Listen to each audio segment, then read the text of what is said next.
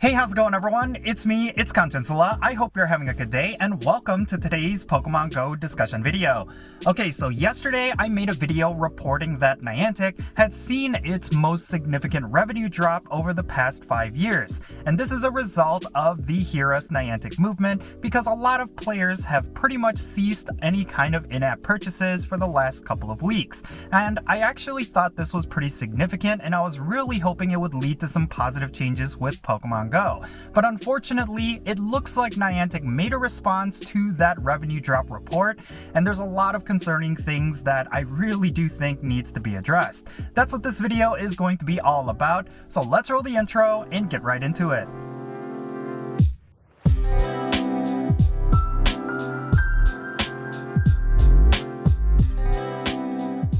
Alright, let's get right into it. So earlier today, Niantic was reached out to by Eurogamer.net regarding the revenue drop report, and they made an official statement. And this is basically what they said. We generally don't comment on third-party estimates of our revenue as they are often incorrect, which is the case here. Our revenue so far in 2023 is up on last year. So yeah, there you go. This is their statement regarding the April revenue drop.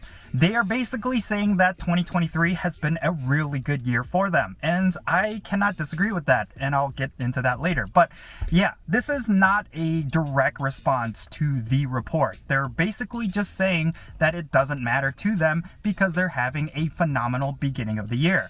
Now, here's something that actually got me infuriated. So, Niantic was told that the reports of the revenue drop was linked to the remote raid pass changes last month. And this is how they responded to that. They stated that they have seen an increase to the in-person raiding instead.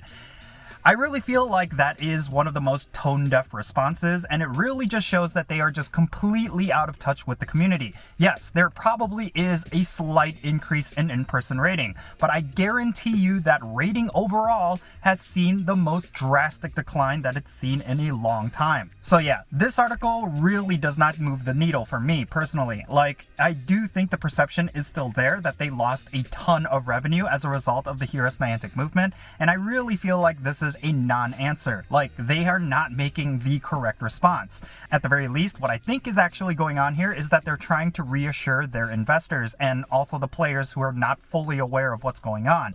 I really think that is problematic because it shows that they are not necessarily caring about the Pokemon Go community, and they're more interested in keeping their revenue sources because, of course, they just took on a major sponsor, which is Kung Fu Tea, and I'm sure that they're trying to rake in as much money as they can from that sponsor. But in order for sponsors to stay on with Niantic, the app needs to be doing well, which I think it is not at this moment. Now, I do have to be fair to Niantic. The revenue drop report does not take into account Pokemon Go Fest ticket sales or anything else that's related to Pokemon Go that isn't directly linked to in-app purchases. So yeah, they could be having a pretty good month, and we're just not seeing it because we're only looking at the data of in-app purchases. But I do think that in-app purchase revenue data is a good indicator for where the Pokemon Go community is at. They're talking a lot about longevity and the long-term health of Pokemon Go, and that's the main motivator behind why they're making the decisions that they're making.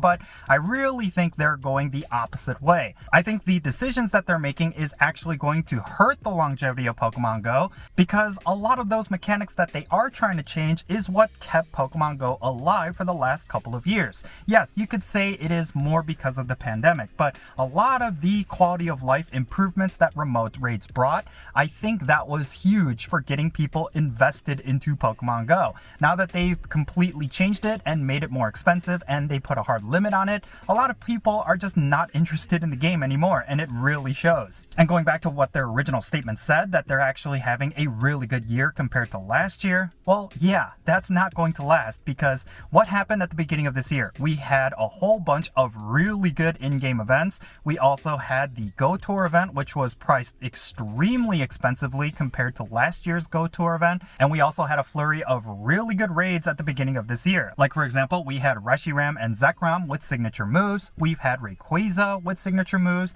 and then of course we had Primal Groudon and Primal Kyogre. So yeah, that's going to inflate the numbers a little bit because a lot of people were raiding during that time. But as of right now, it looks like the raiding scene has completely died. And for obvious reasons, Niantic did not mention that in this statement. So yeah, Pokemon Go is not doing well right now. Don't be fooled by anything Niantic says. I really do think that all you have to do is just talk to your local communities and look at how people are feeling online.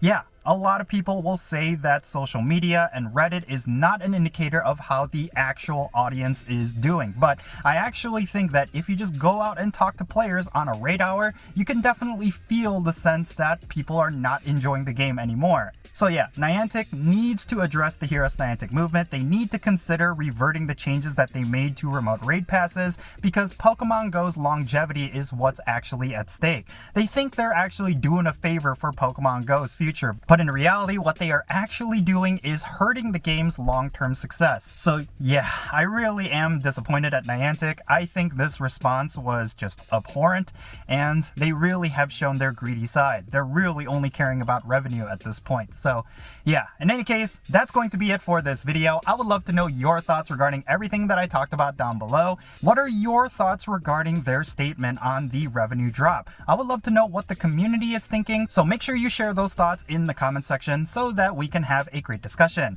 And if you ended up enjoying this video and found it to be informative, make sure you hit that thumbs up button and subscribe if it's your first time here. And don't forget that little bell so you can stay up to date on whenever I upload videos. And I want to give a quick shout out to my patrons on Patreon. You make this channel content possible. If you want to support my channel in any way, big or small, then consider checking out the links in the description below. And yeah, that's going to be it. I'm Jinsula. Be safe, have fun, love yourself, and I'll catch you all later.